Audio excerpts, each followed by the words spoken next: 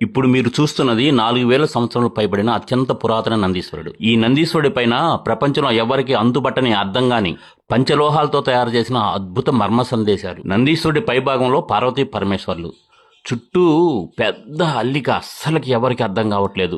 ఆ అల్లిక అనేది ఒకదాంట్లో ఒకటి పెనవేసుకుంటూ కట్టలు కట్టలుగా కనిపించేది వాసుకి సర్పమా, లేదంటే పార్వతీ పరమేశ్వరుని చేరుకోవటానికి అది రహస్య మార్గమా? ఎందుకంటే నేను చిన్నప్పుడు విన్నదానిని బట్టి శ్రీశైలంలో ఆలయం కింద ఇంకొక ఆలయం నిక్షిప్తమై ఉందని చెప్పుకునేవాళ్ళు. ఇంకా స్వామివార్ల తలల పైభాగంలో ఒక పెద్ద తల కనిపిస్తుంది. జాగ్రత్తగా చూడండి, ఒకళ్ళు కాదు, ఒకళ్ళపైన ఒకళ్ళు ముగ్గురుంటారు. 3 తలలు కనిపిస్తాయి. ముగ్గురు తలలపైన 3 శివలింగాలు, పక్కన నందీశ్వరుడు. అస్సలు అర్థం కాని మిస్టరీ అంతా. వీళ్ళ ముగ్గురిలో ఒకరు వీరభద్రుడు, ఒకళ్ళు కాలభైరవుడు అనుకున్న 3వ వ్యక్తి ఎవరు?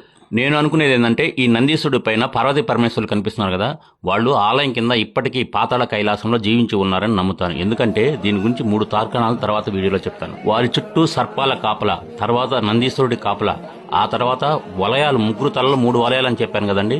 వీరభద్రుడు ఒక వలయంలో, కాలభైరవుడు ఒక వలయంలో, ఆ పైనున్న స్వామివారు మనకు పైన కనిపిస్తున్న మల్లికార్జున లింగమేమో అని అనిపిస్తుంది. కానీ సారంగధర మఠంలో వచ్చే సన్యాసులు చెప్పుకునేది నేను చాలాసార్లు విన్నానండి. ఈ పార్వతీ పరమేశ్వరుల మూర్తులు కనిపించేది శ్రీశైలం అడవుల్లో ఉన్న రహస్య నిధి అని, చుట్టూ పాములు సంచరిస్తూ ఉంటాయని, నందీశ్వరుడు, వీరభద్రుడు, కాలభైరవుడు చుట్టూ కాపలా కాస్తూ ఉంటారు. ఇది ఎవరికి అర్థం కాని మిస్టరీ అనేది చెప్పుకుంటూ ఉంటారు. ఈ నందీశ్వరుని మీరు చూడాలంటే శ్రీశైలంలోని ప్రధాన ఆలయానికి ఉత్తరంగా పంచనందీశ్వర ఆలయం అంటే ఉమామహేశ్వర ఆలయం వెనుక భాగంలో ఇప్పుడు మీరు చూస్తున్న శివ విష్ణు మండపంలో మీకు దర్శనమిస్తారు. ఈ మండపంలో 4 వైపులా 4 నందీశ్వరులు దర్శనమిస్తారండి.